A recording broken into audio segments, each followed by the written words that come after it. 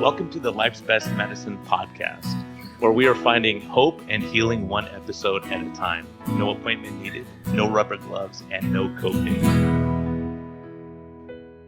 Just a healthy dose of life lessons to help equip you for this wild journey we call life.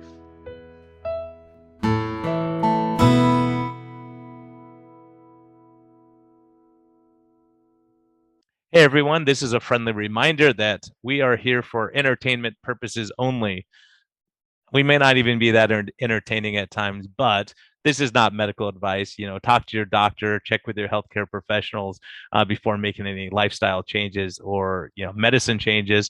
What we're talking about is our clinical experience and what we've seen. And so if you really want our advice, you can consult us. You can actually consult me as a doctor, or you can consult my guest and get all your questions answered. But we can't give free medical advice because we can't pay our bills with that, but we can help to educate you a bit and allow you to think a little bit. And always reach out to your medical professional before making any lifestyle changes. Thank you. Discover a new path to wellness at Arizona Metabolic Health. Dr. Brian Lenzkes offers advanced medicine and personalized care, treating the root causes of your health concerns, not just the symptoms. Whether you're seeking direct primary care, effective diabetes management, or medical weight loss, with a holistic approach, our team is here to guide you every step of the way. Visit ArizonaMetabolicHealth.com today to learn more about our innovative health solutions. Oh my goodness, it's July already. Where did the year go? Hopefully you're out having fun in the sun, going to the beach, lake, river, wherever you're going for fun. Hopefully you're hanging out with friends and having a good time. The kids are out of school and, we're being more active, hopefully. So to that end, our sponsor here who made this episode possible, Health Code, GET, HLTH.com, gethealth.com. Great company, great product, creamy vanilla, chocolate macadamia, shake mix. You can, tons of good nutritional value in there, and you can make it into bars and take it with you on the hikes. You can make it into pudding and have that at night with the kids, whatever. And, just enjoy some good nutrition, and it can taste good too.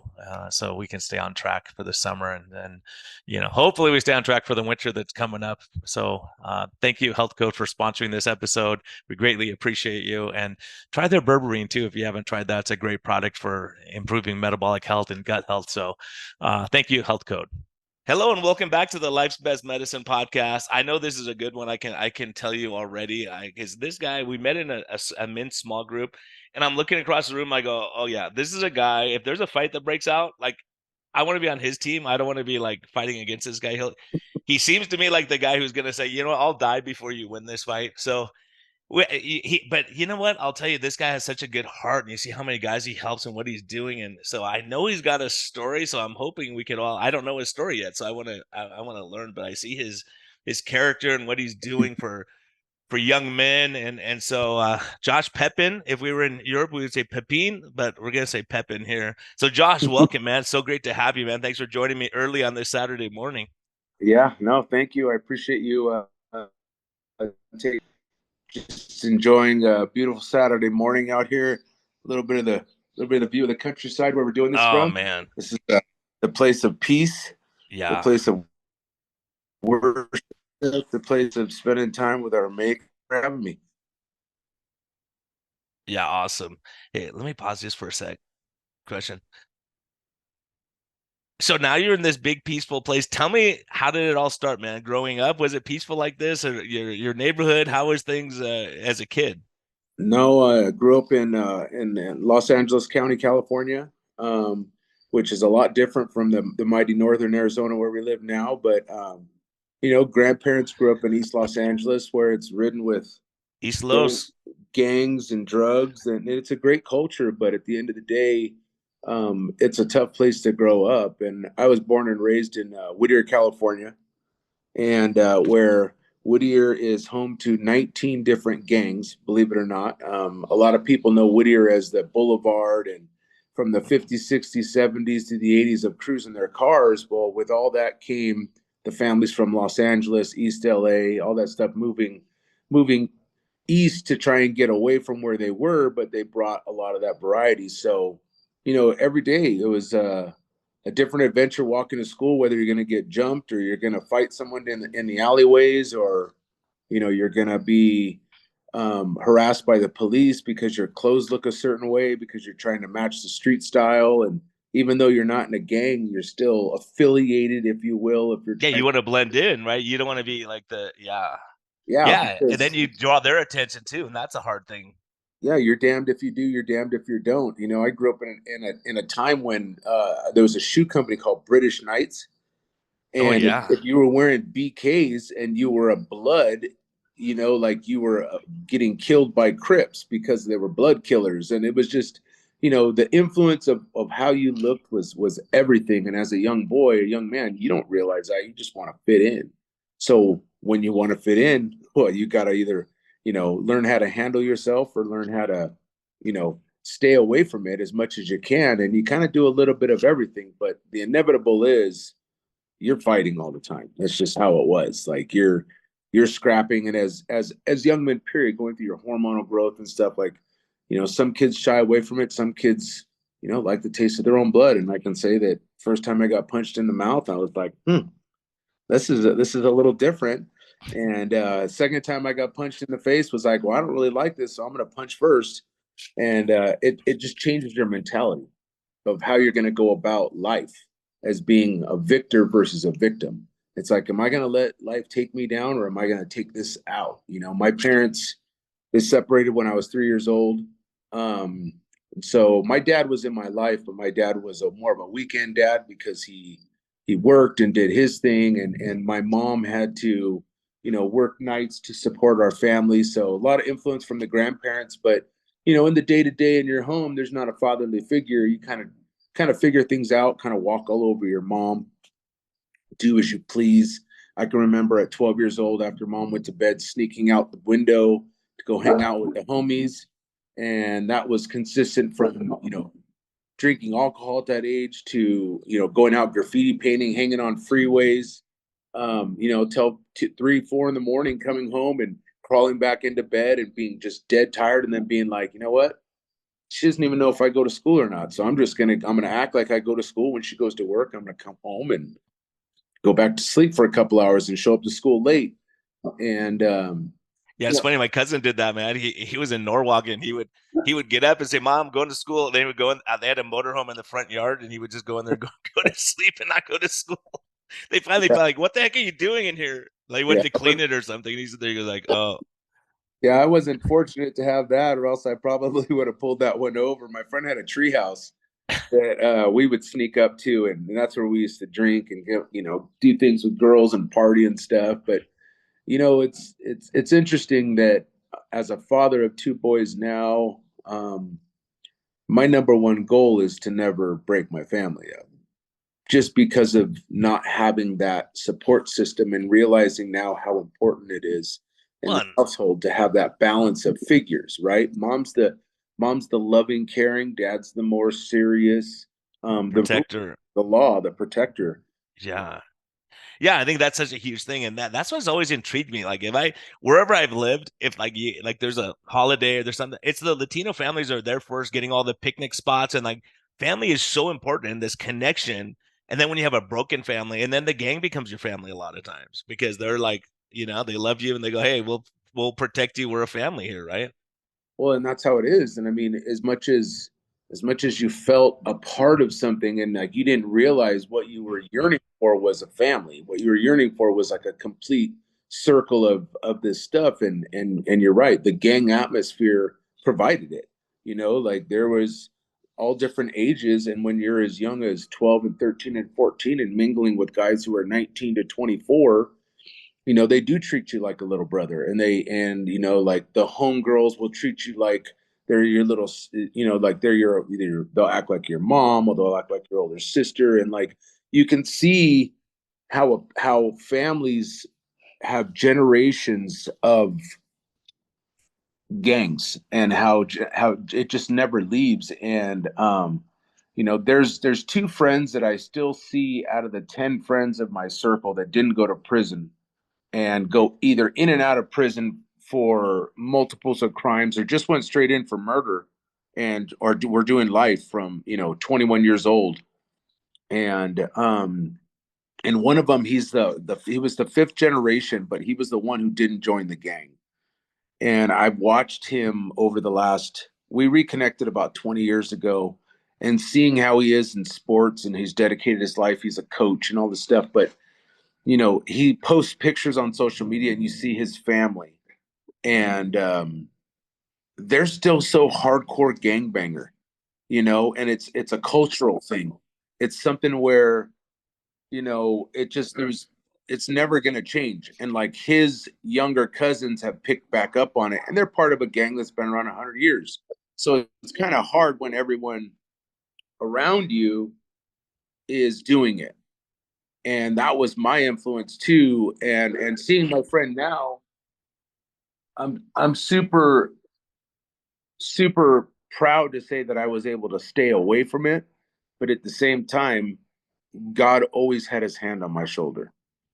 Whether we were we were getting beat up by a rival gang, or we were beating a rival gang up, I always avoided going too far. And I can look back now and say that that was God. That was God saying, "Oh, Restraining, I'm going to let restraining you you. explore, young man, but I'm going to get you right to the cusp before I let you go too far." Yeah, and you observe, and I think that's the thing. It's funny. I mean, you'll appreciate this, but I was in Guatemala for a couple of weeks, and I go there, and one of my good friends there, he's a pastor, and he was from a affluent area in near Antigua, which is a affluent area, and he's a pastor. And he got called to go to Zona 18, which is like the MS-13 area. And I'm like, are you kidding me? You're in this nice area. You could have this nice church. He goes, I was called there. That's what happened. So he's walking around the streets there, and people could see he wasn't tatted. He was clean cut and everything. And they're like, what are you doing in this neighborhood? Like, you have to go through guard stations to get in there. It's a crazy place. And anyways, he's walking through the streets, and this lady grabs him one time. She puts a knife to his throat and goes like, because he was trying to meet the head of MS-13, so he would be under his protection in that area, right? Because that's how it works. Yep. Anyways, she puts a knife to his throat, grabs his wallet, and he hands his wallet to her, and all of a sudden this guy grabs her and pushes her up against the wall. He said, he's under my protection. He picks up his wallet, dusts it off, and hands. He says, sorry for the inconvenience. What are you doing here? And he said, well, I'm here to start a church. He's like, are you going to screw over the people here and take advantage of it? He goes, no. He goes, you know what the penalty is, right? So, anyways, years later, this guy gets saved. He becomes the head of MS-13 in Guatemala, gets saved, and now he's a clown. He goes out and helps people. So he joined this guy's church, and you see.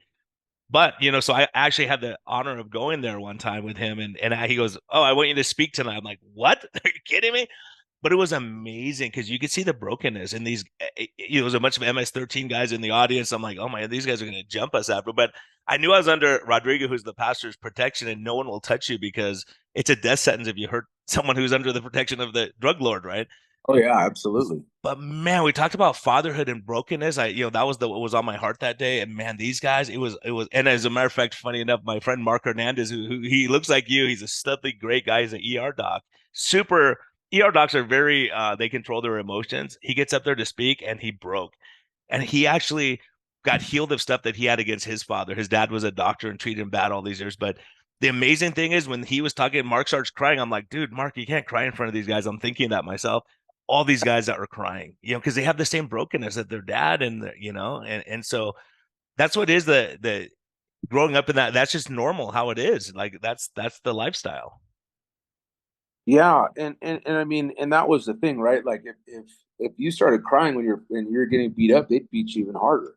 You know what I mean? It's like You you almost, can't show weakness. right. And I mean, you can go cry after, then you got lumped up when you went home, and like I remember this one time I had to have been about 13 years old, and I had to go to my friend's house, and we had to walk through like a neighborhood we knew wasn't good, and we were graffiti artists. We weren't gangbangers. You know what I mean? But like we got rolled up by like six dudes. There was three of us, and they had two cars they rolled up, and I can still hear the sound of MC Breed in the background playing "Ain't No Future in Your Front" when the car door opened up, and these dudes surrounded us and just beat the crap out of us. I knew what was coming, and this guy, he walked up to me and he's like, "What's your problem?" And I knew what was coming, so I just cracked him in the face. Oh I my was I gosh, was like, dude. "I'm hitting you, and I am running." You know what I mean? knew what was gonna happen. And I hit this dude, and he looked at me like, "Did you really just hit me?" And it was like, "Oh, it's on." And then everybody just started brawling, but we got It's just you two guys against all these other guys? 3 against 6. But my one friend got hit and fell on the floor, and so he started getting really like he was squealing like a pig when they were kicking him. And like this dude and I were kind of boxing one on one, and he kind of was looking around because like at this point like there was people. It was in the middle of the street, and just like a 2 o'clock in the afternoon, Oh, jeez. like in the crosswalk. And so people are stopping in the cars and they're like looking around, and like this dude looks, and I just got him. I just cocked him on the side of the head, and he just went out. Boom, fell against the car door. And like I looked at my other buddy, and I grabbed him on the shoulder, and I kind of pulled him back. I was like, we gotta go. And then another carload of those dudes pulled up, and like 5 more dudes hopped out. And so we're running down the street, and the one friend on the floor, he was a little chubbier, and he was getting kicked and hit as he was running, and I can still hear the music, and I can hear him squealing and crying, and the voice changing when he would get punched. It would get like this kind of like it would take the air out of him as he was crying. And it just, when we finally got away, we were running, we went into the riverbed, and we got over to the neighborhood where he lived, where his brother was from this big old gang over there. And he's like, all pissed off that they jumped us and all this stuff. So he's getting all his homies together and all this stuff, and we're sitting there and like, Ah, yeah, it's an eye for an eye. It's Old Testament over there, couple man. couple good lumps here and there. And like the one homeboy comes over to me, and he's like, "You all right?" And I was like, "Yeah." He's like, "I got that guy." He's like, "What do you mean?" And like my other friend Anthony's like, "This fool laid him out in the street." And he's like, "Do you know who that guy was?" And he was driving this brown Buick Regal, right? And I was like, "Nah." And he's like, "Dude, that's like the head of the gang." And he goes, Wow. "You're 13 years old. You knocked out a 21-year-old." Oh, jeez, man. And See, my instincts about you were right, man. I'm so like, I know this so guy's tough. All all right. these dudes are pumped up. They're like, "Oh, look at this little homeboy," and all this stuff. And you feel this adrenaline inside, and you're like, "Oh my god, like I'm accepted, like Yeah. I'm somebody." Like, what? These guys are all, they're all tattooed up, and you're just a scrawny little kid. You know what I mean? Like, and so that's where I earned my graffiti name, because like when we would go out painting, I would always do stuff that no one wanted to do. I would always get on that building top. I'd always go on that bridge. I would always do this stuff because I was kind of just like, whatever, let's go for it. And graffiti name was Excel. And so, because I would always do things that people didn't want to do. And so they were like, they kind of gave me that name. And like, even though they knew we weren't going to be in their gang, they knew what we were all about. But it put a chip on my shoulder. And is it true? Like if you're tagging, you don't want to disrespect other people's tagging, or like if there's artwork, you Oh, kind of hell, stay away from it. hell no. It was Whatever you want to do. wars. And when I was painting, it was in 1993. Like, dude, people were getting shot over graffiti in LA. You know what I mean? Like, and it got to the point where, like, you would go into places, you would have guys there just with bats, or someone if they could have a pistol, a knife, whatever, just to kind of watch your back, because not only did you have to deal with drug addicts and stuff like that, but you had to deal with gang members because it was becoming a turf war. And you never went into a gang neighborhood and pieced out over their stuff. But as far as other tagging crews, oh, it was always on. I mean, it was on to the point where if you were at the mall, you'd throw chingasos in the middle of the mall, in the hallway at school, or they would come to your school. And a lot of it was kind of like the new age version of gangs, because they were all younger siblings of gang members who didn't want to be cholos. You know what I mean? We wanted to be like Mm. hip hop guys, and we wanted to be the next generation of style. And for us, it wasn't sitting on the That was your community. That was your community, your tagging community. it wasn't sitting on the corner drinking 40s, like this is my turf. It was like, I'm going to go paint my turf, and I'm going to go over here. I'm going to go mark myself. I'm going to go do this and all the way around. But So you're making a name for yourself. Like you're like people would see your work and they would know it was you.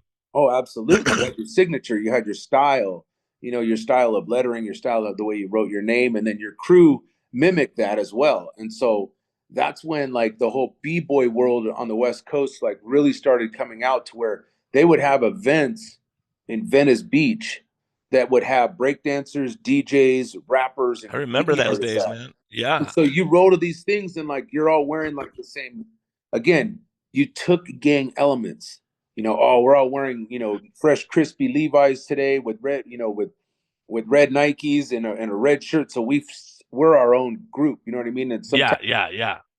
if you had time, you would, get shirts airbrushed to where you had your crew name on your shirts or whatever. And so, you go to these events and then half the time you end up fighting in the parking lots after because someone said something about someone's work or, oh, you crossed me out on this. And then there's adventures where I don't know if you remember RTD, that was the public transit that went on in Los Oh Angeles yeah, back in yeah. the day. So we bomb the buses.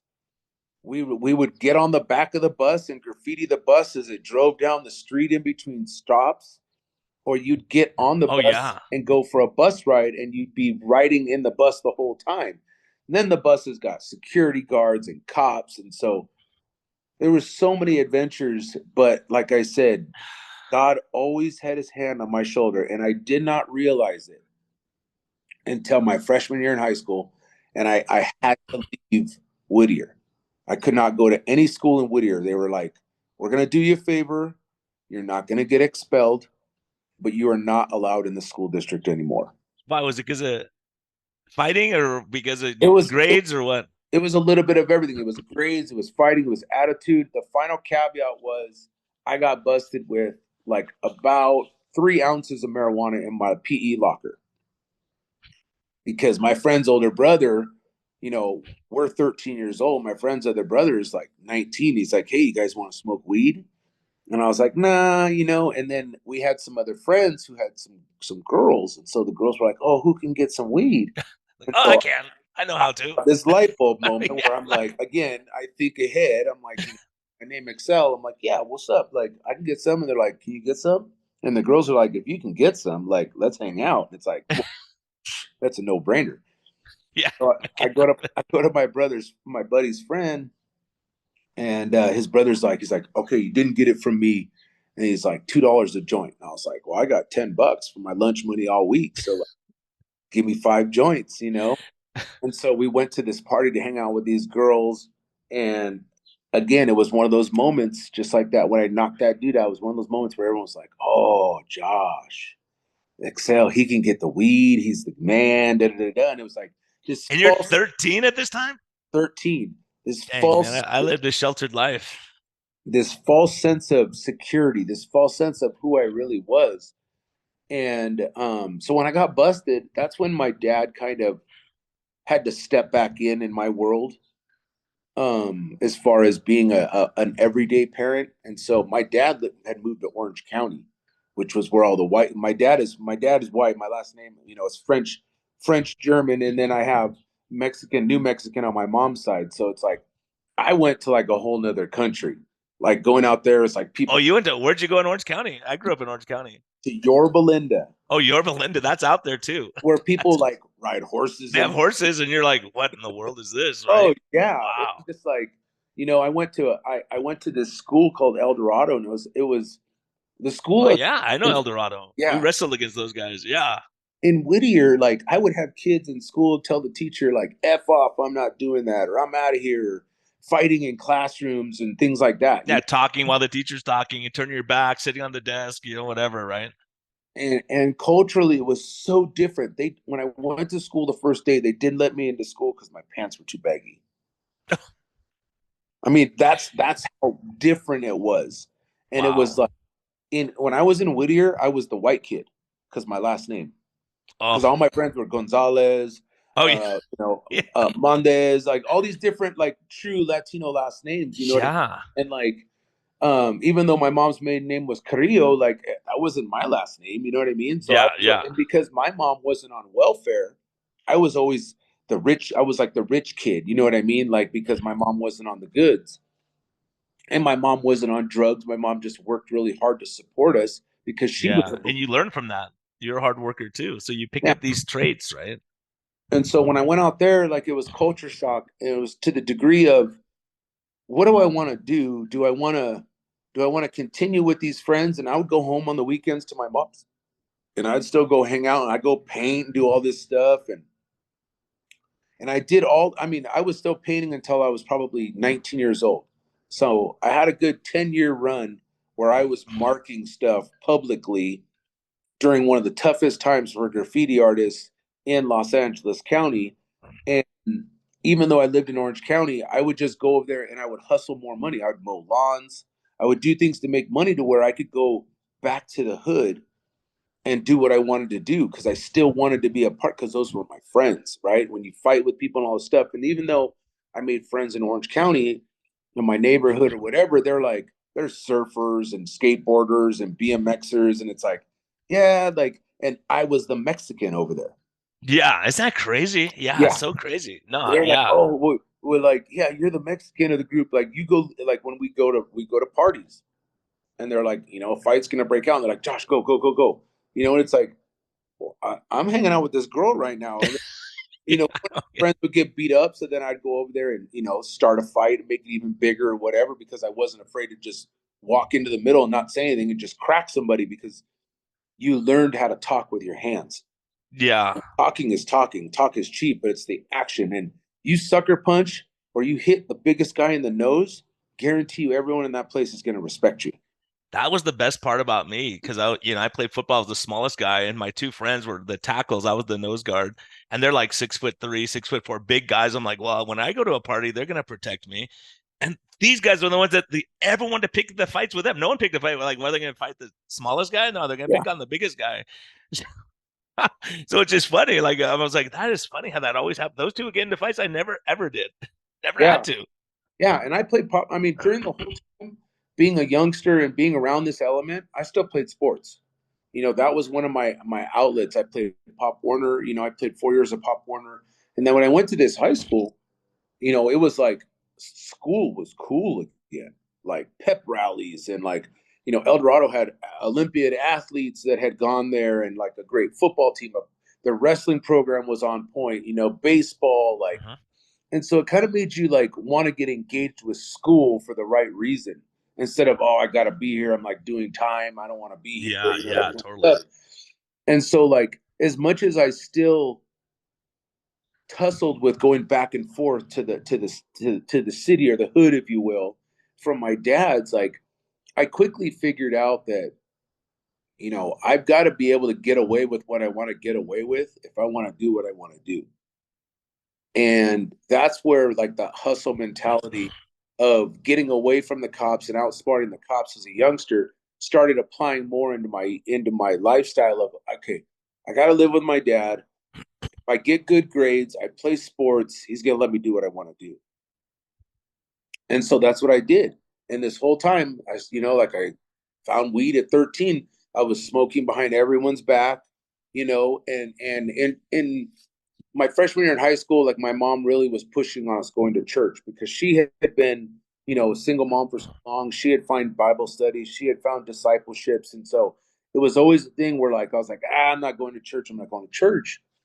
And then I found going to church was, hey, there's girls here. Again, there was always See, I'm seeing a common theme here, Josh. I'm seeing a common theme. I think all of us guys think the same way. There's girls. I mean, that was funny because when I really, really got impacted by Christianity, it was the same thing. My girlfriend at the time, now my wife, we broke up for a year, and I go to my cousin goes, "Hey, there's this snowboard trip to Mammoth. You want to go?" I'm like, there's gonna be girls there, right? Yeah, I'll go. Yeah, sounds good.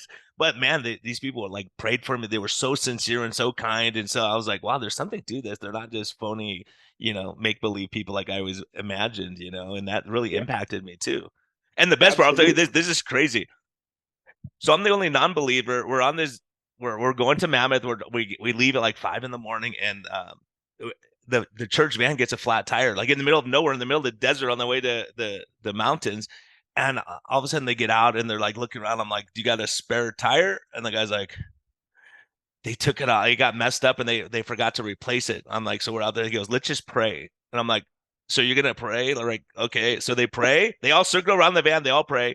And I look, and being the smart but I was at the time, I'm like, "Well, the tire's still flat. Now what are we gonna do?"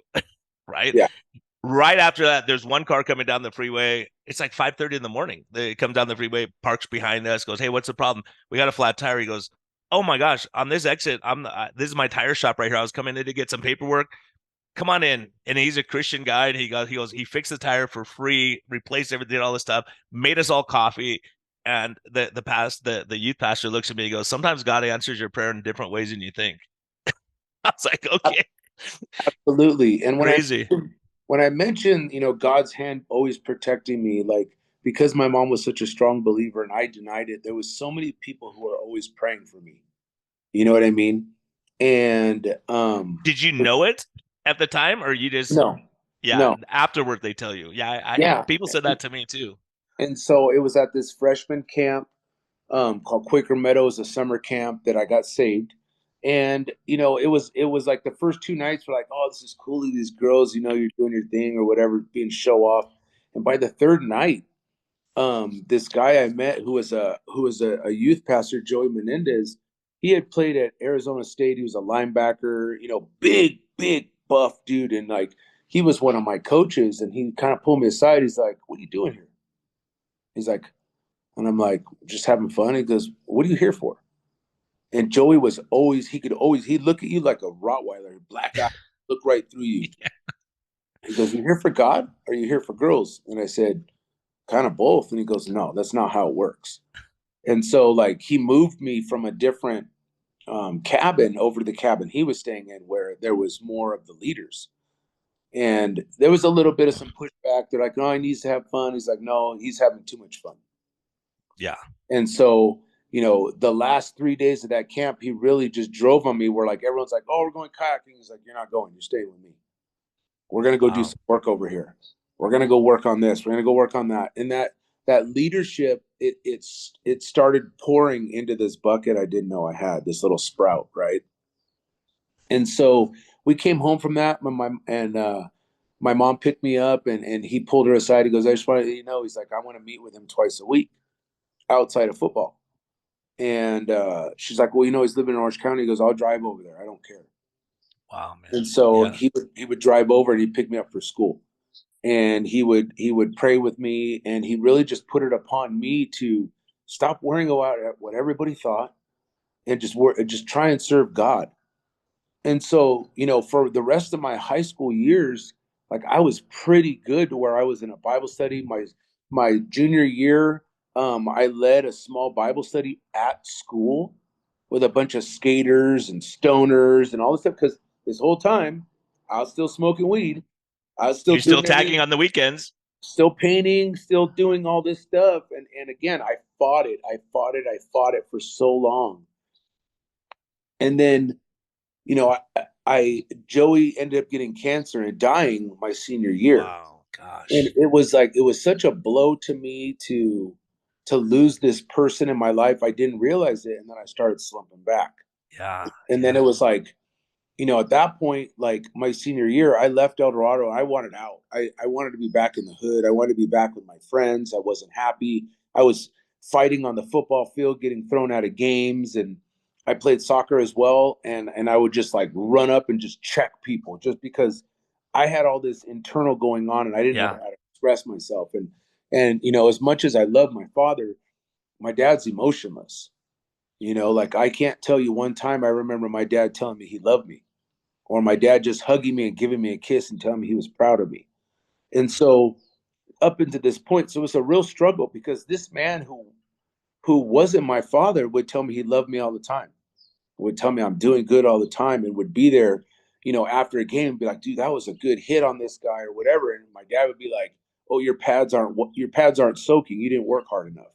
You yeah, know, yeah, totally. he That's a taught lesson, guys listening. I'm telling you, man, love on your kids. I see how Josh absolutely. is with like you've broken that generational curse, right? You've broken that to be able to show emotions to your kid and love your kids. And when you tell the stories that you do with your family and your coworkers and everything, it's like, man, that is the impact. Like this guy reaching out to you goes, I'll drive, I'll do whatever I have. And to give you that message, that changes the course of your life right there. It did, and I struggled in my early 20s with that because again, I denied. I denied because I felt like God let me down by taking away like my guardian angel. You know what I mean? Like he was this guy who, and then I met another guy, Joel, when I was 23 years old, who through a youth a church program. Um, and he kind of fulfilled the same thing. He was a boxer, right? His brother Mike Corey was like a pro boxer like in the 80s and like was a real BA at boxing, you know what I mean? And Joe just kind of like this Rocky guy, like his eyes were saggy from being beat up so much, and he was just kind of like this real roughneck guy, like, well, we gotta love the Lord, we gotta love the Lord first, you know, and that was always his thing. And his wife was actually a counselor who my mom put me to see, and I saw her for a couple years because I was really struggling. Like I was like, okay, I'm an adult now. I'm still doing all this bad stuff. And you have all these feet in different areas. Like you're the Latino in your Belinda, you're the white boy here. Like it's one of those things where you're like, what am I? Where am Right. I? How do And am I you're Christian? Am I not Christian? Am I a tagger? Am I a gangbanger? What am I? Yeah, right. it's hard. And you want to have Again, an identity of something where you go, this is me. This is my identity.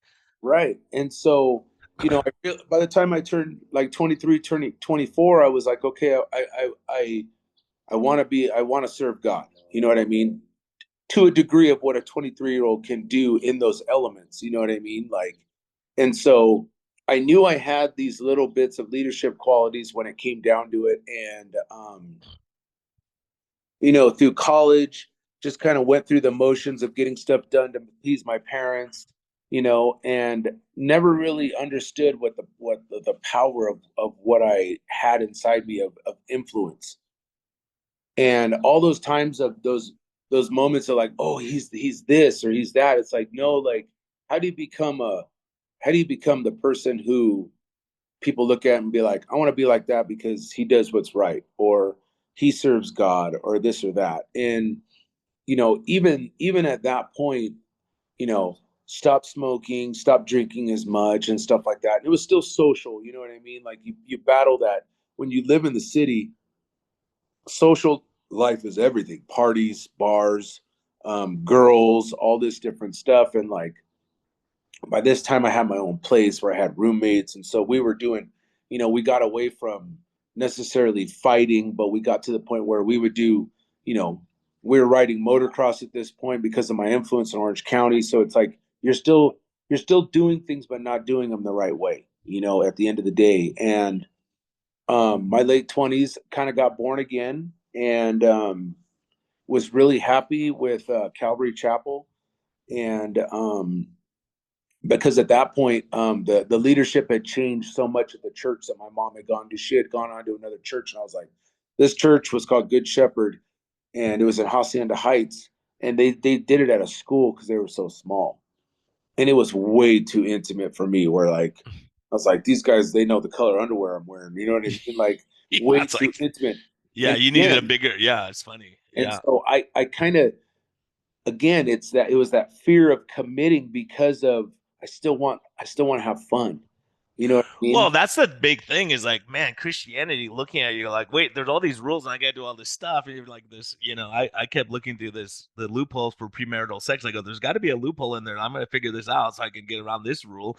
I mean, there was so much stuff like that. You start realizing maybe I have to die to myself a bit and kind of follow this and see what happens in life, right? Yeah. I mean, the loophole for me with weed the whole time was I told my mom, it comes from the earth, mom. It's natural. God put it here. It's natural, you know, like that was my loophole. You know what I mean? So is cocaine and heroin too, right? But Yeah. And it's what we thankfully, do, like the concentration, right? yeah, I can tell you going back to my youngster times when I was 12 years old, my friend's parents used to do heroin and they would do heroin with us in the house. And I was like, what are they doing? And then you'd see them sitting around and like the needle and that and this, and then afterwards they're all like laid out on the couch because they're all high, and you're like, I never, you know what I mean? Like to me, I was like, dude, we they called it the gateway drug, but it never led to more for me. It was just like Yeah. I'm just a stoner. I'm just a stoner. I'm just masking my emotions, dumbing down the way I feel, you know, with weed, and I was accepted because I could get weed, you know, like, and then when it got to be different types of weed, I could get the good weed because again, going to Orange County where the rich kids had money, they Yeah. had You get a way different more access to that stuff than yeah. people in the Yeah. neighborhood. People were surprised by that. Like in San Diego, it's like the richest schools. So those guys had more drugs than anyone. You would think it would be the inner city, but these rich kids, they got money. They go, I could get $100 here and there and get the good stuff, right? It's crazy. Yeah, and then I, you know, I got to a point where I was like, you know, in my walk, I was like, all right, I need to find my partner. You know, I need to find somebody, and I was searching, and I remember this conversation. I was 26 years old, and my mom said, "You're sleeping with the same woman with a different face. If you Yep. really want someone who's going to last, because like the longest relationship I had at that point was like 9 months, maybe a year, because I'd just bounce on to the next. And the one thing I'll come back to is I never cheated on any girl I was committed to because I knew what my dad did to my mom. Yeah. That was always something I held really closely to Yeah, myself. me too. I And came from so, a broken family. Same thing in third grade. My parents split, and I was like, you know what? No way. I'm going down that path. Yeah. yeah. And then when I turned 27, I met Carrie, who is now my wife. And when I met her in a bar at a birthday party, and my friend threw up all over her because he was trashed. And it was just kind of like this weird thing. But I was like, I kind of want to like see if I can like hang out with this girl. And we went on one dinner date, and we hung out. We had dinner. It was cool, and like things were just super easy. Like I felt like I could stand there in my underwear and be like, she's not going to judge me for anything. You know what I mean? Like I could totally be myself for the first time around a girl, and I didn't have to put on like a machismo attitude. You know what I mean? Like our upbringing was so close from grandparents' influence, broken home, culturally kind of the same. And we went to dinner, and afterwards we sat in the parking lot for a couple hours just talking, and it was so different. It was like it wasn't like a hot make out session. It wasn't anything like that. It was just like a genuine conversation and getting to know somebody. And And connecting emotionally with someone, right? and my buddy was like, um he's like, how was it? I was like, I don't know what to say, like, because like there was so many times I'd go on girls, and like within 2 hours, like at the bar, like we're back, at Yeah. my house, like getting frisky or whatever. And I was like, I don't know how to explain it, but I just kind of feel like there's a soul connection. You know what I mean? Like, I may not date her, but like we're gonna be friends forever. Like it was just a solid connection. Yeah. Huge. And it was about 2 years of me trying to chase her to get a date because she was dealing with her ex-boyfriends and stuff like that. But we became friends, and this is when social media was just coming, MySpace and Facebook hadn't even Yeah. come out yet, and AOL, dial-up modems. right, all that stuff. And I was always like, hey, like, when are you gonna give me another shot? And she's just like, oh, when the time is right or whatever. And that 2 years we kind of developed a friendship. And my mom, with the whole statement of sleeping with the same woman with a different face, was, she goes, you're gonna want to marry your best friend. You're gonna want to marry because it's not just sex.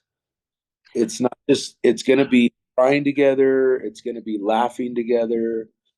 And it was I had just turned 30, and in between like meeting Carrie, I met another girl, and kind of was like falling for the wrong reasons. And she just up and bounced to Texas out of nowhere. And it really kind of screwed my mental because she had been like, quote unquote, like living with me, if you will.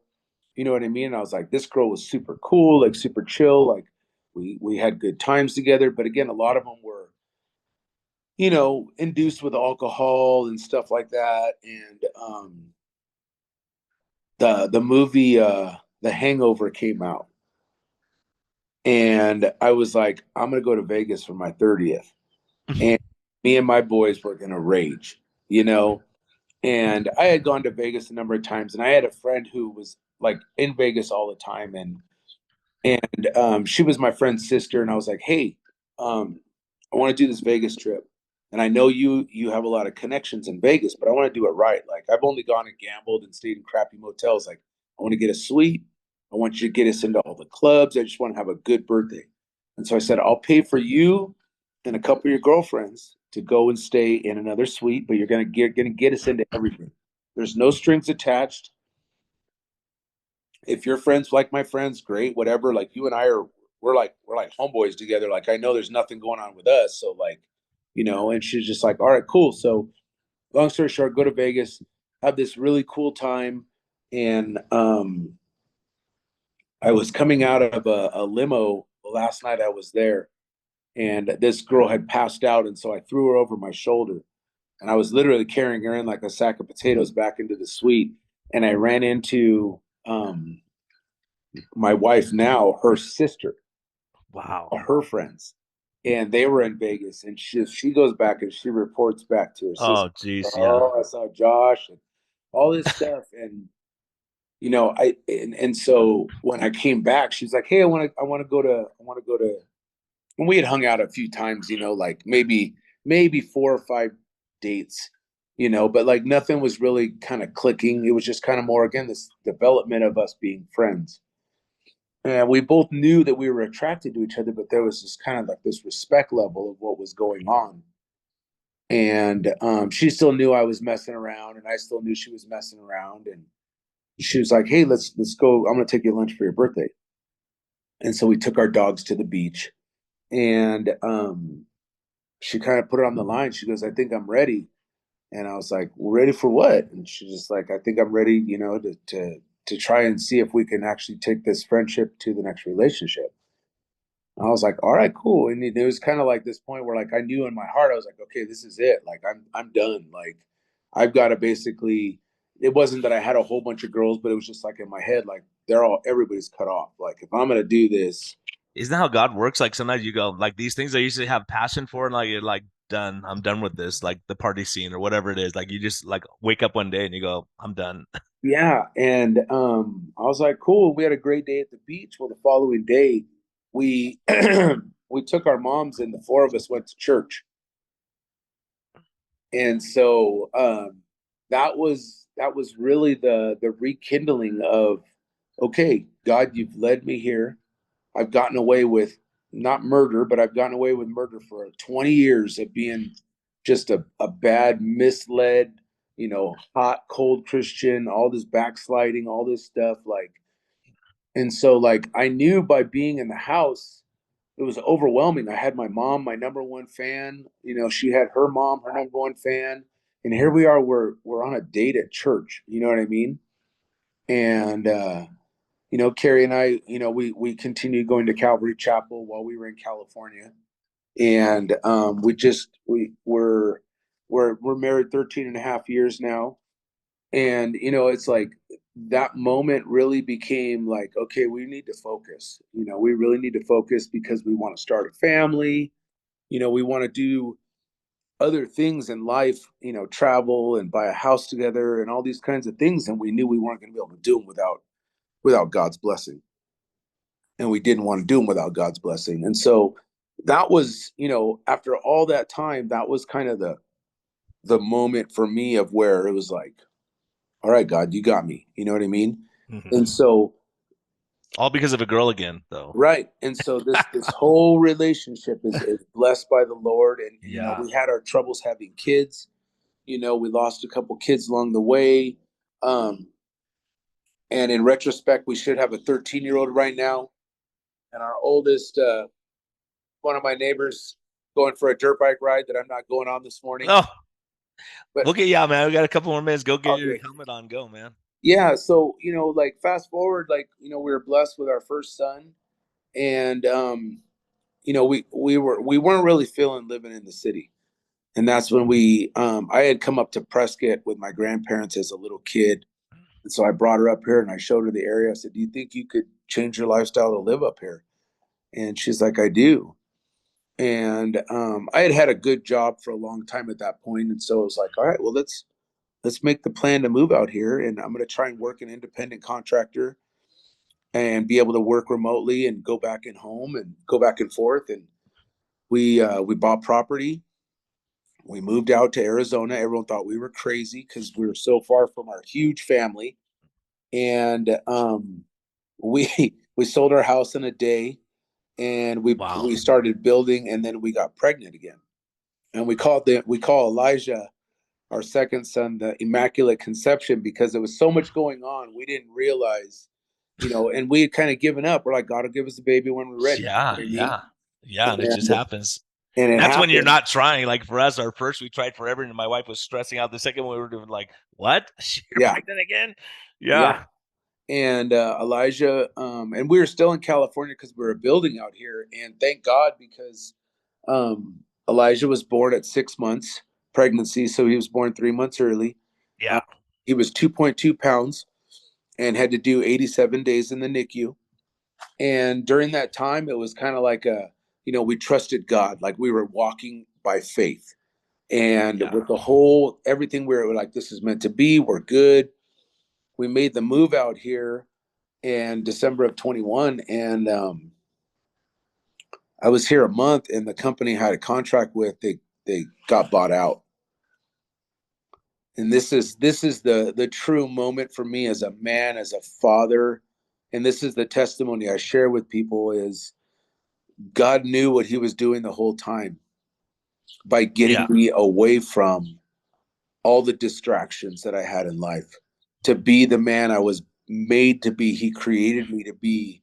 And as much as I was a Christian, we went to church, we had a Bible study. It was cool, but it was like, you still have tendencies, selfishness, things like that that keep you away from being 100% for God. And I remember crying on the phone with my CEO, and he was crying too because he was really upset because he helped me make this plan. And I went into the other room and I looked at my wife and I just said, I think you're going to have to get a job. She's like, what do you mean? And I was like, they're not going to fulfill the contract. And Wow. it was like we had already found Heights Church here in Prescott, and we loved the church. It was like a homecoming. It was something in my soul I had never felt before. It was overwhelming, weeping during worship, and the message slamming your heart every week to get better.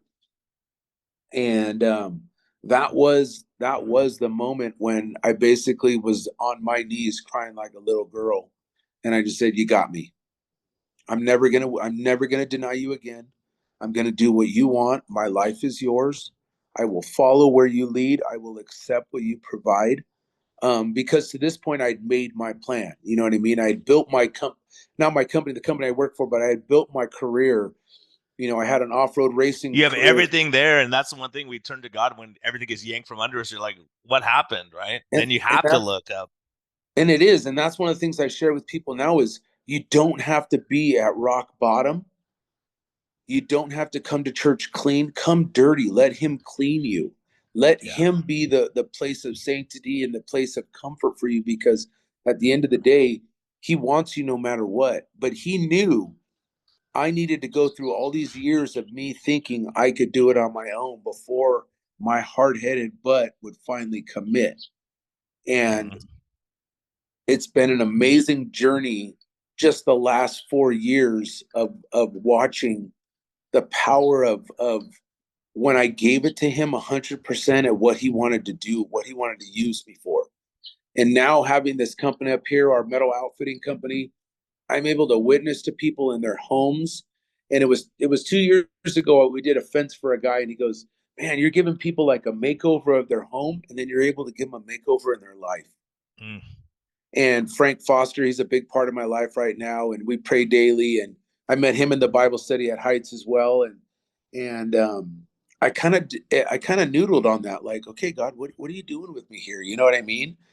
And literally, the growth over the last 2 years with me spreading the word and using my influence of the leadership abilities I do to spread His message with a place of understanding and a place of hey, there's no shame. There's no shame in my past. There's no shame in anything. That's my story. That's what it is. It's the shame would be now is denying Christ. And Yeah, and denying your past and where you came from, how you got to where you are now, right? Because I was thinking about that. You're sitting there on your porch, and I do the same thing. I sit on my back porch. I'm looking over this beautiful land and mountains. I'm like, man, God, I mean, I'm totally at peace. And like yeah, you going from the inner city where things are rough, and like you don't have this like being surrounded by this, like you said, your sanctuary, like peace, and you could pray and worship and do what you want to do. And you're out smelling fresh air and everything. It's like it's just got to be. Is it foreign to you now when you go back home and visit friends and stuff? When you get there, you're like this is weird, or does it feel yeah. like home still? I was just back there 3 months ago, and I was at my friend's my friend's shop, and all these, all my friends who made it out of gangs, they're all in the Mongols now, and so they're in a different gang, and like a couple of them are like, "Oh, you're in town. We're gonna come down and see you," and just like hanging out with them, and just they haven't changed. They just changed the It's colors. amazing. They put a chaleco on now, and now they have their Mongol colors and this and that. And I respect that that's their lifestyle, because some of them, That's all they know. Like you got out so you could see another side. They never, it's yeah, like that's how it is. You leave one and you go to the other, and it may be different. You may ride motorcycles together instead of tagging. But we all need that community and that sense of like you belong to something. yeah. And one of my buddies, he's like, hey, he's like, I'm clean and sober now. And I was like, really? I said, that's good. He goes, yeah. He's like, I belong to a Bible study. And I was like, but you still got the colors on. He's like, yeah. He goes, but these five guys, they're all clean and sober. He goes, I started one of the first clean and sober chapters in the Mongols. Wow. In, Yeah. in 40 years of the club being existed, he goes, I have the first chapter that's basically Christian based. Like, he's like, yeah, we still get into some tough situations where we got to fight our way out of it or whatever. But he's like, we pretty much ride for the Lord now and try and become a place, a chapter where other guys can transfer in when they're done with that. You know what I mean? Hmm. Yeah, that's He's like, awesome. and he looked at me and he goes, I got to tell you, he goes, you're one of the guys who led me here. That's And awesome. I welled up, Isn't that amazing to hear? and I just said, what do you mean? He goes, just seeing the change you made and how you went for it. He goes, you left and you went for it. And he goes, when you left in high school, you had no choice at that point, Yeah. but you embraced it. And he's like, and then doing it again when you had everything here, you had a beautiful home. At that point, we had an accomplished off road racing team. We raced motocross. He's like, but you left everything and started over because you felt it was the calling.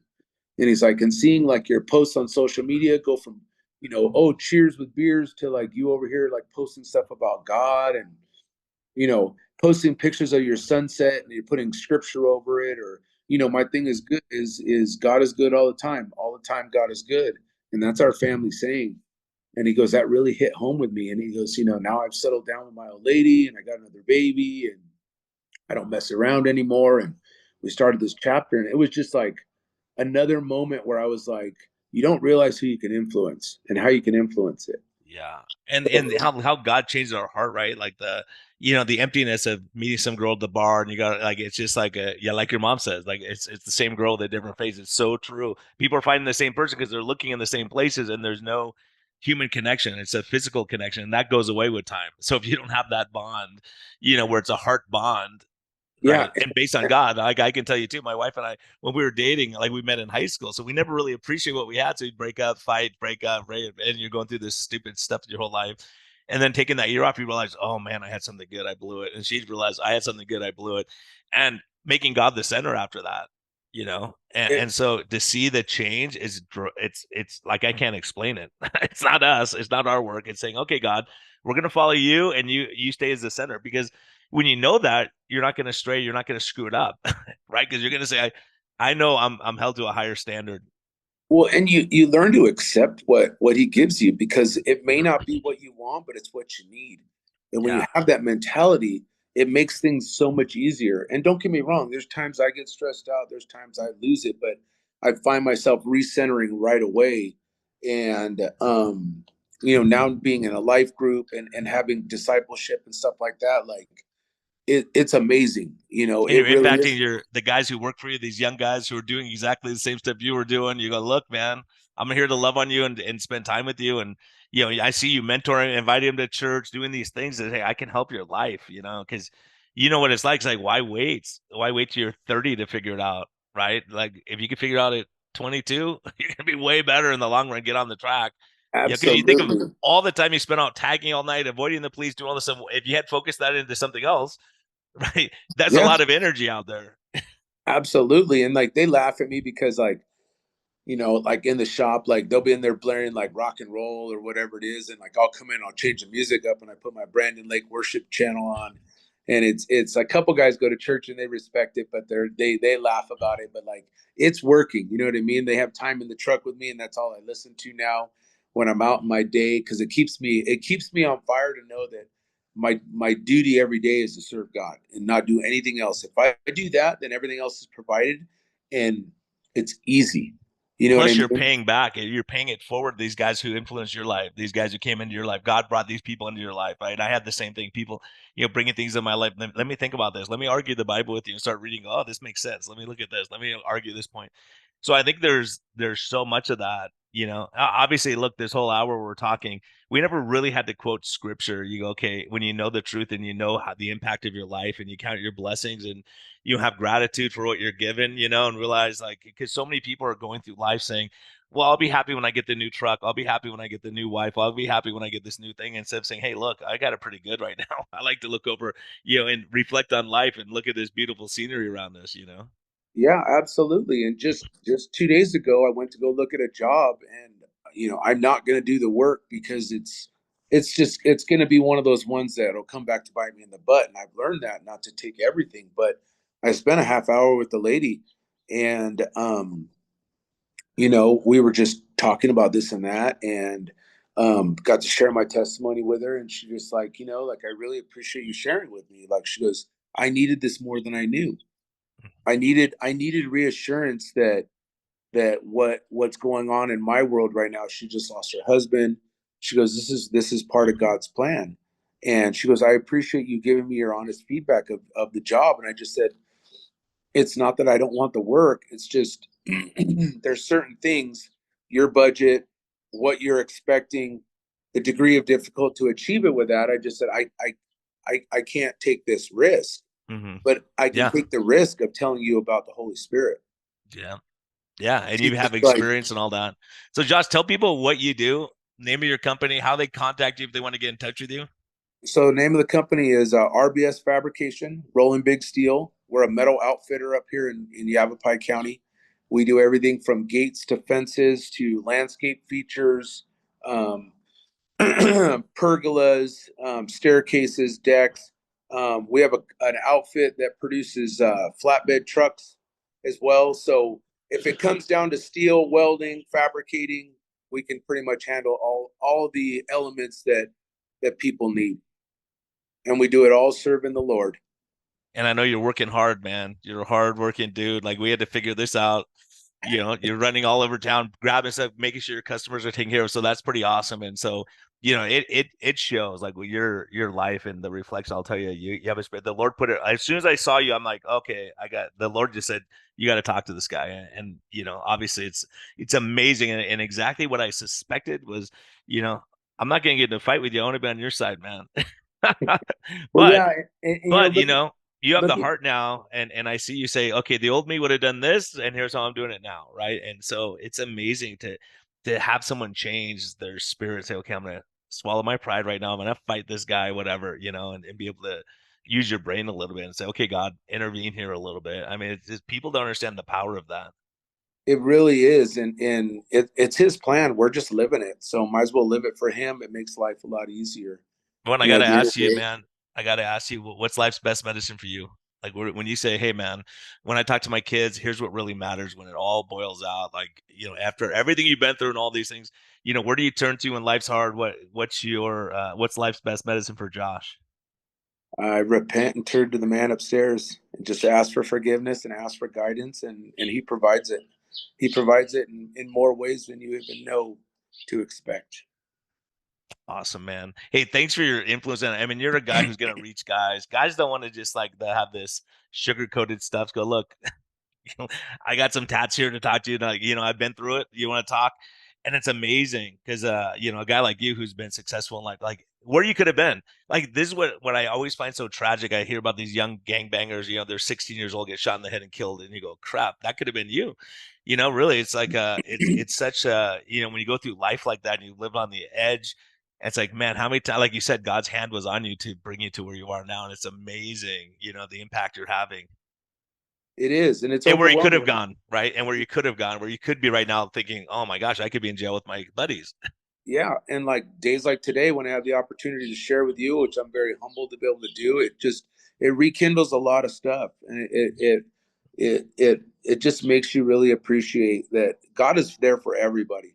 It's just Yeah. us saying, "Okay, God, it's yours. Take it," and the blessings will come no matter what, as long as you're willing to accept what the blessing is. Because that's where I think a lot of people get hurt. Is like, "Well, I prayed for this," and it's like, well, maybe that wasn't the plan. But Yeah. look at these other things that have happened that you weren't even praying for that happened. It could be the blessing of, not getting hit in a car accident. It could be the blessing of again, avoiding getting arrested, avoiding getting the guy getting shot or whatever it is. It's looking at those smaller things. And like for me, having this conversation, like the first thing I'm going to do is go in my house and kiss my kids and my wife and tell them how much I love and appreciate them, Yeah. because that's the one thing that I don't think enough men do is show that raw emotion and share that loving people is the best medicine for everything. Yeah, And when totally, you're man. doing it with the Holy Spirit, like it really infects other people in the right way.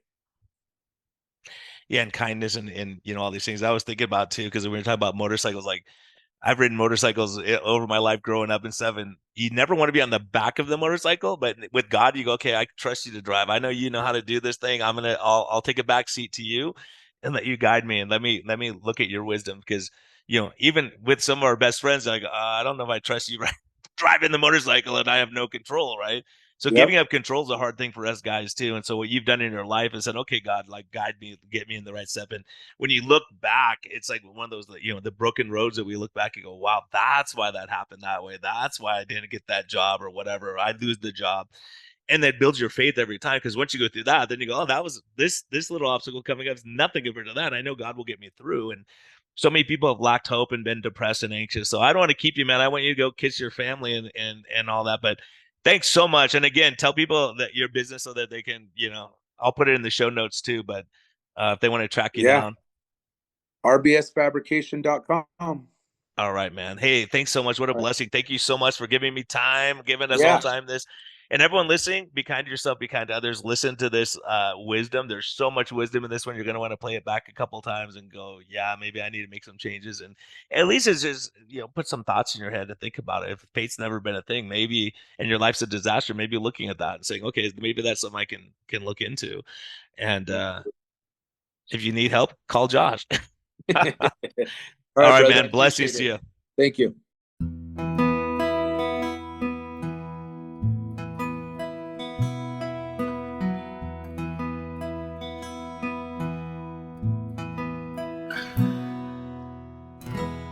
Thank you for listening to this episode.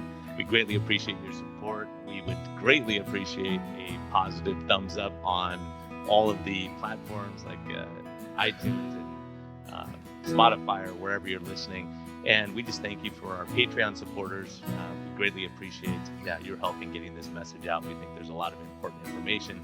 And hopefully this helps you. Have a great day. And thank you for listening. And thank you for your support.